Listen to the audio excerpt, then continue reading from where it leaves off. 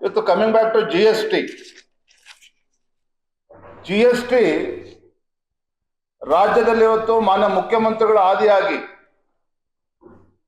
ಸಚಿವರು ಇವತ್ತು ನಾನಾ ರೀತಿ ಹೇಳಿಕೆಯನ್ನ ಕೊಡ್ತಾ ಇರ್ತಕ್ಕಂಥದ್ದು ತಾವೆಲ್ಲರೂ ಕೂಡ ಗಮನಿಸ್ತಾ ಇದ್ದೀರಿ. ಇವತ್ತು ಜಿ.ಎಸ್.ಟಿ ಹಿಂದಿನ ಪ್ರಧಾನಮಂತ್ರಿಗಳು ಮನಮೋಹನ್ ಸಿಂಗ್ ರವರು ಅವರ ಒಂದು ಕನಸಿನ ಕೂಸಿದು. ಅವರ ಕನಸನ್ನ ನನಸು ಮಾಡಿರ್ತಕ್ಕಂಥವ್ರು ಈ ದೇಶದ ಪ್ರಧಾನಮಂತ್ರಿ ನರೇಂದ್ರ ಮೋದಿಜಿ ಅವರು. ತಮಗೆ ಗೊತ್ತಿದೆ, ಜಿ.ಎಸ್.ಟಿ ಇಂಪ್ಲಿಮೆಂಟೇಷನ್ ಮಾಡಬೇಕು ಅಂತ ಬಂದಾಗ ಜುಲೈ 31, 2017 ಮಧ್ಯರಾತ್ರಿನಲ್ಲಿ ಪಾರ್ಲಿಮೆಂಟಿನ ವಿಶೇಷ ಅಧಿವೇಶನವನ್ನ ಕರೆದು ಪ್ರಧಾನಮಂತ್ರಿ ನರೇಂದ್ರ ಮೋದಿಜಿಯವರು ಘೋಷಣೆಯನ್ನ ಮಾಡಿರ್ತಕ್ಕಂಥದ್ದು. ಈ ಏಕರೂಪ ತೆರಿಗೆ ವ್ಯವಸ್ಥೆ ಏನು ಮನಮೋಹನ್ ಸಿಂಗ್ ಅವರ ಕನಸಿತ್ತು, ನರೇಂದ್ರ ಮೋದಿಜಿಯವರು ಅದನ್ನು ನನಸು ಮಾಡಿದ್ದಾರೆ. ಇದರಲ್ಲಿ ದೇಶದ ಹಿತಾಸಕ್ತಿ ಇದೆ ವಿನಃ ಇದರಲ್ಲಿ ಯಾವುದೇ ಒಂದು ರಾಜಕಾರಣ ಇಲ್ಲ. ಅದ್ರ ದುರಂತ ಏನಪ್ಪಾ ಅಂತ ಹೇಳಿದ್ರೆ, ಅವತ್ತು ನರೇಂದ್ರ ಮೋದಿಜಿಯವರು ಕರೆದಂತ ಒಂದು ವಿಶೇಷ ಅಧಿವೇಶನದಲ್ಲಿ ಮನಮೋಹನ್ ಸಿಂಗ್ ಅವ್ರನ್ನು ಕೂಡ ಹೋಗದೆ ರೀತಿಯಲ್ಲಿ ತಡಿತಕ್ಕಂತ ಕೆಲಸ ದೆಹಲಿಯಲ್ಲಿ ಕೂತಂತ ಕಾಂಗ್ರೆಸ್ ಪಕ್ಷದ ಮುಖಂಡರು ಮಾಡಿದ್ರು. ಅಂದ್ರೆ ಅಷ್ಟೊಂದು ಸಣ್ಣತನವನ್ನು ಕಾಂಗ್ರೆಸ್ ಪಕ್ಷ ಪ್ರದರ್ಶನನ ಅವತ್ತೇ ಮಾಡಿತ್ತು. ಇವತ್ತು ರಾಜ್ಯದಲ್ಲೂ ಸಹ ಮುಖ್ಯಮಂತ್ರಿಗಳು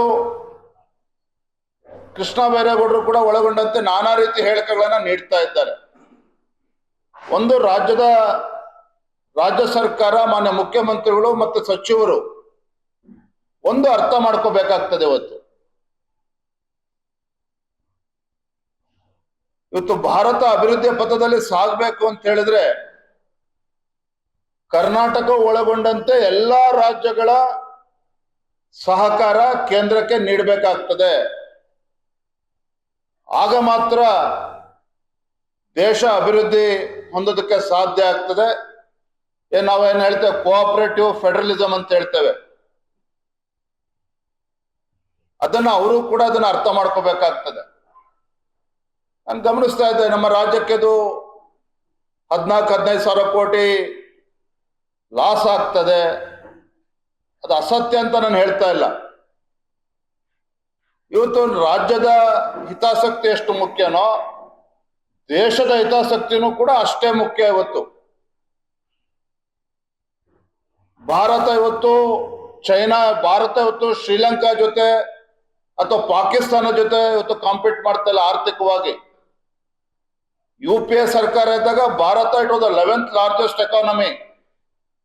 ಆದ್ರೆ ಕಳೆದ 11 ವರ್ಷದಲ್ಲಿ ನರೇಂದ್ರ ಮೋದಿಜಿ ಅವರ ದಿಟ್ಟ ನಾಯಕತ್ವದಿಂದ 11ನೇ ಸ್ಥಾನದಲ್ಲಿದ್ದಂತ ಭಾರತ ಇವತ್ತು 4ನೇ ಅತಿ ದೊಡ್ಡ ಒಂದು ಆರ್ಥಿಕ ಶಕ್ತಿಯಾಗಿ ಇವತ್ತು ಹೊರಹೊಮ್ಮಿದೆ ಅಂತ ಹೇಳಿದ್ರೆ ಅದು ನರೇಂದ್ರ ಮೋದಿಜಿ ಅವರ ಒಂದು ಸ್ಪಷ್ಟ ನೀತಿ ನಿಲುವುಗಳಿಂದ ಮಾತ್ರ ಇವತ್ತು ದೇಶ 4ನೇ ಒಂದು ದೊಡ್ಡ ಆರ್ಥಿಕ ಶಕ್ತಿಯಾಗಿ ಹೊರಹೊಮ್ಮಿರ್ತಕ್ಕಂಥದ್ದು.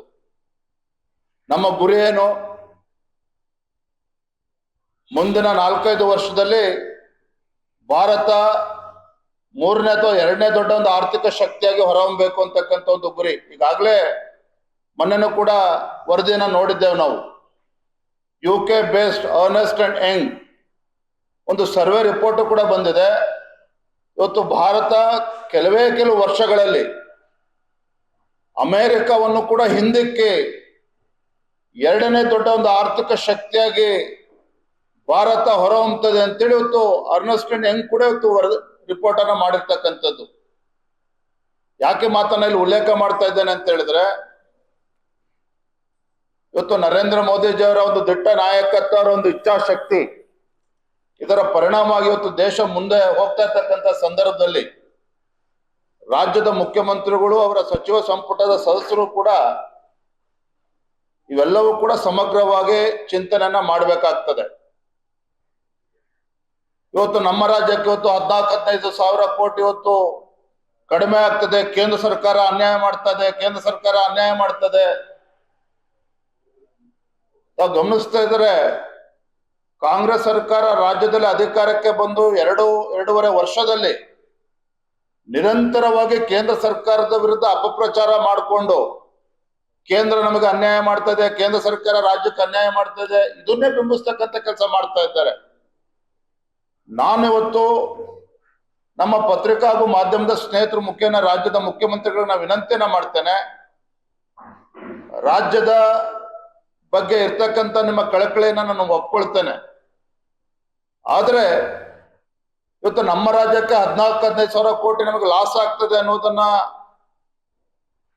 ಇದನ್ನೇ ಪ್ರಚಾರ ಮಾಡೋದನ್ನ ಬದಿಗಿಟ್ಟು ಯಾವ ರೀತಿ ನಮ್ಮ ರಾಜ್ಯದಲ್ಲಿ ಟ್ಯಾಕ್ಸ್ ಬೇಸ್ ಅನ್ನ ಹೆಚ್ಚಿಗೆ ಮಾಡ್ಕೋಬೇಕು, ಯಾವ ರೀತಿ ಸುಧಾರಣೆಗಳನ್ನ ತೆಗೆದುಕೊಂಡು ಬಂದು ಲೀಕೇಜ್ಗಳನ್ನ ಪ್ರಿವೆಂಟ್ ಮಾಡಿ ಇವತ್ತು